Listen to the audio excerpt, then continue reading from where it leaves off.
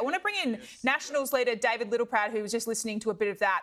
This has been an ongoing dispute for days now, the concern that New Year's Eve could be derailed by the unions. Do you give points to the New South Wales Labor Premier? He's not on your side of politics, but he's stuck to his guns here and refused to cave to the big pay demand.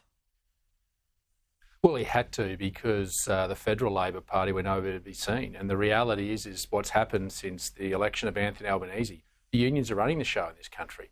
I tried to be constructive when I became the leader of the Nationals. I went to the Jobs and Skills Summit.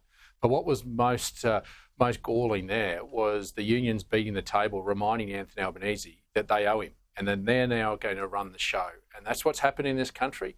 And the fact that a union would try and hold the country to ransom, and as Craig Laundy just said, one of the most iconic days in our national calendar for our nation to be on show, not just nationally but internationally, for the unions to try and hold that to ransom shows the moral contempt they have for this country.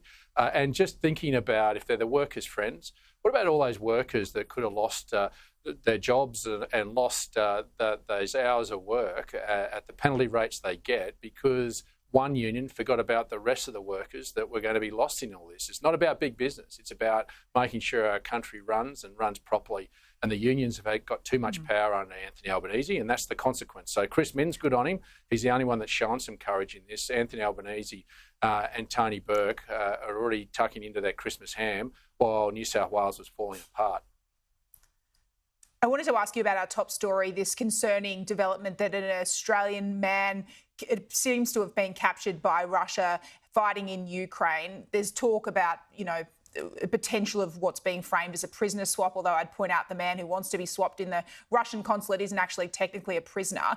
But if that was to see the release of Oscar Jenkins, is that something you'd be comfortable seeing Australia do?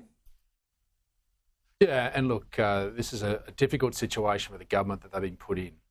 And this isn't something that Australians need to rush to think that it's a great adventure running to the Ukraine. That's a war zone, and bad things are going to happen.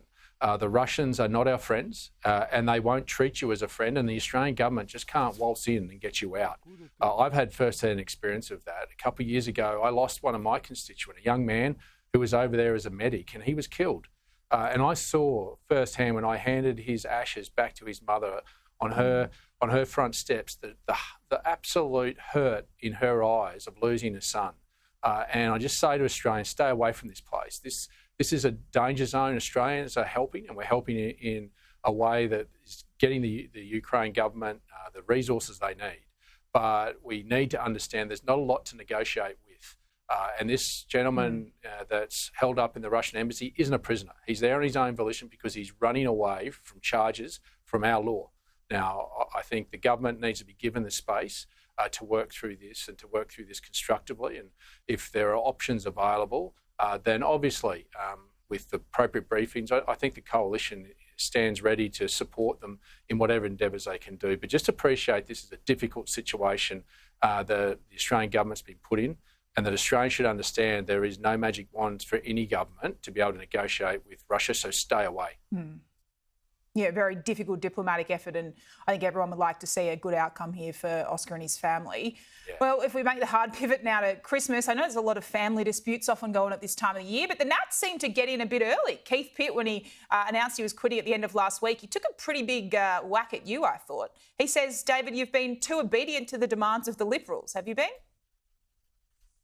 Well, I think that was more about journalistic licence than anything else. It's a same journalist that's been calling me weak from the Australian for a number of months now. He has a crack every 6 months. Keith Pitt didn't say that in his press conference when asked to repeat it. I think it was a bit of journalistic licence, but I stand by my record as leader of the Nationals. Despite this journalist thinking that I'm weak, I'm the one that led the nation in the no vote.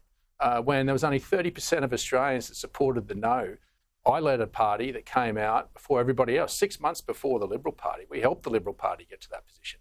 On nuclear energy, the first thing that I did when I became leader was write to the Anthony Albanese and say, let's have a national energy summit and put nuclear on the table. The Nationals have believed that for a long time, but I'm the first leader that's been able to get the coalition to sign up to it. And on divestiture, the one thing that everyone said the Liberals would never sign up to, Well, I'm the first leader after people have been here for 15, 20 years been talking about it. I've done it. So I'm very comfortable with the team that I've led. And while there'll be some that obviously are disappointed that they didn't get jobs, the reality is the Nationals have set the national agenda. And if you want to understand that, after he resigned the other day, David, did you speak to him, and was he aware that he wasn't going to be able to return into the shadow cabinet? Is that part of why he decided ultimately to go? Well, obviously, when you look at the performance of the National Party that has set the national agenda for the last 2.5 years, that have had the courage of our conviction, the team and the front bench that I lead are ones that have been part of that along with our party room. It's not about any individual in our party. The primacy of our party. He wasn't going to be able to come back. Is that what you're telling me? Well, where's a space when you've got a party that's outperforming the other major political parties? Where's a space going to be created? There's nobody that has not done the heavy lifting on the front bench at an intellectual level, at the level of prosecuting those key policy issues that are important to the Nationals. We have set the national agenda. In fact, I think there's been many commentators, proper commentators, not gossip columnists, that have put out there, David Spears, that the Nationals have real clout and proved that over the last 2.5 years. He's written an article less than 6 months ago. Also from the Sun Herald, James Morrow put an article saying if you want to look at coalition policy, see what the National Party's policy is today. It'll be coalition policy in 18 months. So I put my record as leader, but it's not my record. It's our record as a National Party. It's not about an individual. My legacy will only be as good as the party that I'm leading now, but the one that I leave behind in living up to the values and principles. And we've set that agenda more than any other political party. And I'm proud to say that I can work with Peter Dutton, who's had the courage to take the Nationals' hand and lead with us, eventually on the Voice and on nuclear and on divestiture powers, on supermarkets. That's the power of the National Party. And I think real political analysts and journalists would see that and see what we've achieved over the last 2.5 years.